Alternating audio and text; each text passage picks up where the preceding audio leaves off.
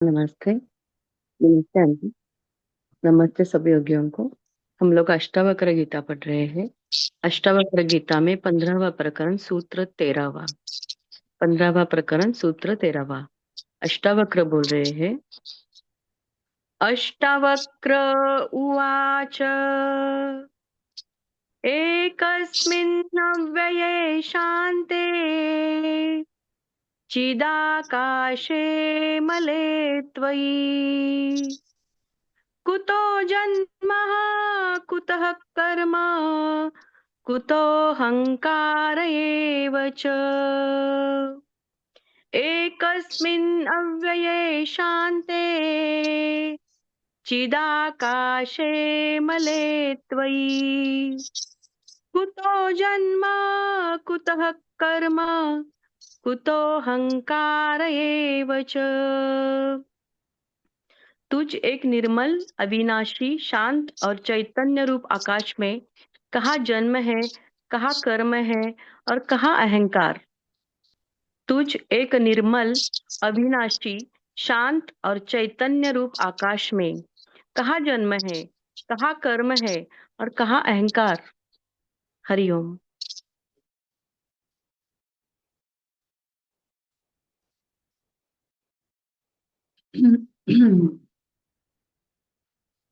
प्रकृति को जो अपना गुरु मानते हैं, प्रकृति के माध्यम से उल्लेख लेकर अपने जीवन में उसे अंतर्निहित करते हैं, उसका व्याख्या बहुत साधारण और सत्य होता है।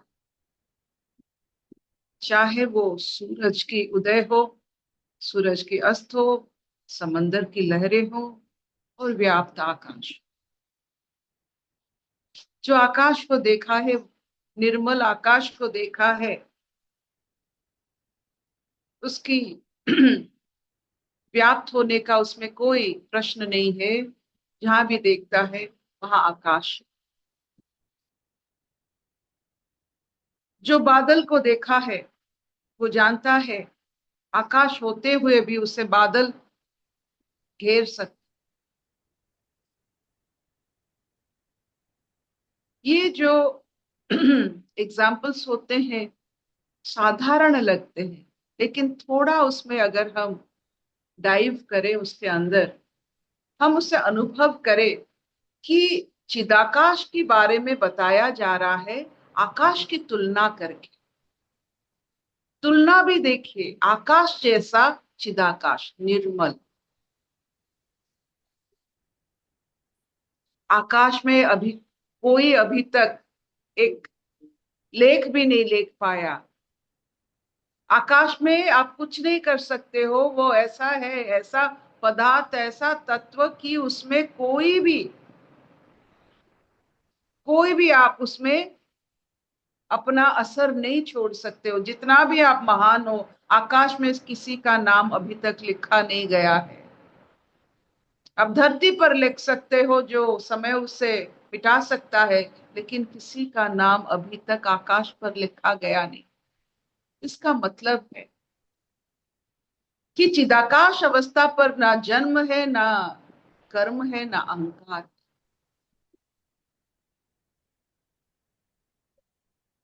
इसको अनुभव करने के लिए आपको आकाश बनना पड़ेगा। जब आकाश बनते हो, आपका कोई, आप पर कोई असर नहीं पड़ता, किसी का असर नहीं पड़ता, कोई आप पर लिख नहीं सकता। आपके मस्तिष्क में, आपके शरीर में, आपके जहन में कोई किसी का असर नहीं पड़ता। ऐसा होता है चिदाकाश की अवस्था।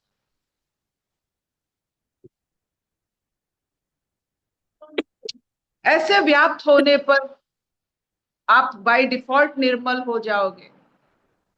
जितना आप उदार होते हो, आप खुद निर्मल हो जाते हो। This is a very important lesson. जितना व्याप्त, जितना उदारता, आप उतना खुद निर्मल होते हो। जितना छोटापन, उतना ही आप गंदगी भरी जाती, कॉन्सेंट्रेटेड हो जाते हो। व्याप्त उदार भाव में निर्मल होकर जब हम पूरे विश्व ब्रह्मांड शरीर के साथ जुड़ा होता है, और हम उसको जानते हुए भी उससे निर्लिप्त होकर हम विराटता में अपने आप को पहचान लेते हैं, उसमें जन्मी कोई भी कर्म अहंकार तक नहीं पहुंच पाता है। अगर जब तक हम चिदाकाश नहीं बनते हैं तो सब कर्म अहंकार बन जाता है। एक बार कर्म अहंकार का रूप ले लिया, फिर ये व्याप्त अवस्था खत्म, ये चिदाकाश खत्म, सिर्फ वही नाली, ये ड्रेनेज, वही गंदगी। अगर अहंकार का बिच्छू आपको ना दसे तो ये चिदाकाश आपका सबसे बड़ा दोस्त, सबसे बड़ा अनुभव है, विराटता, व्याप्त अवस्था। तो इसीलिए कभी कभी आकाश योग किया जाता है, जैसे जल योग है, सूर्य योग है, आकाश योग भी है, जिसमें हम व्याप्त होने का अभ्यास करते हैं, व्याप्त होने का अभ्यास करते हैं, सब कुछ अभ्यास।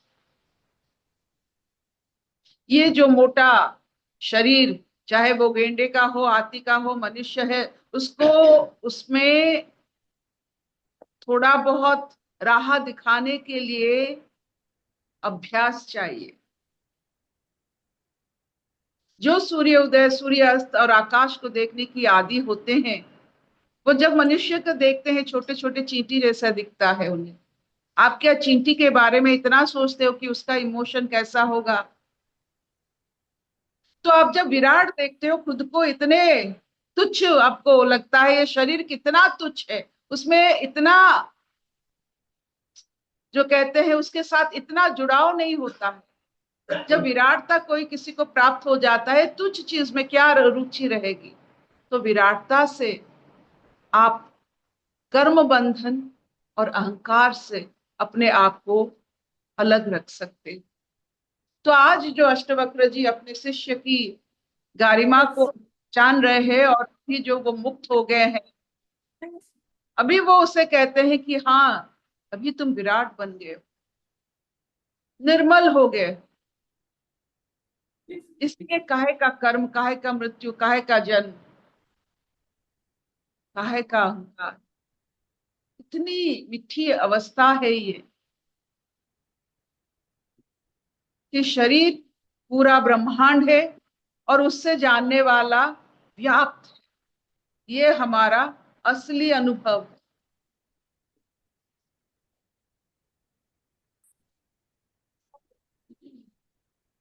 क्या इतना चलेगा? Will this do? हाँ मामा। क्या ये चलेगा, इस अवस्था जिसमें आपका आपका असर आप पर ना पड़े, खुद का असर खुद पर ना पड़े, आपकी सोच का असर आप पर ना पड़े, आपकी कर्म का असर आप पर ना पड़े, आप मर गए जीवित हो उसका असर ना पड़े? क्या चलेगा ऐसा अवस्था? खुद से आप महफूज हो जाओगे। हमारी जो, जब हम रचना हुई, जब हम आकृति में आ गए, हमारा एक बाउंड्री हो गया, शारीरिक बाउंड्री। भौतिकता भौतिकता के नियम में चलता है, उसका नियम माध्याकर्षण शक्ति है, उसका बाउंड्री हो जाता है।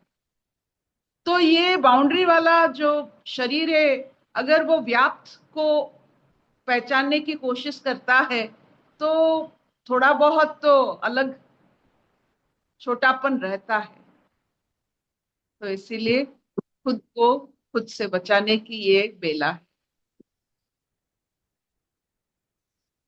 अशतो मा सद्गमय, तमसो मा ज्योतिर्गमय, मृत्युर्मामृतंगमय।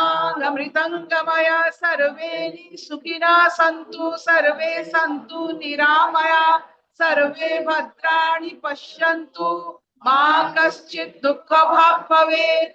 ओम शांति शांति शांति।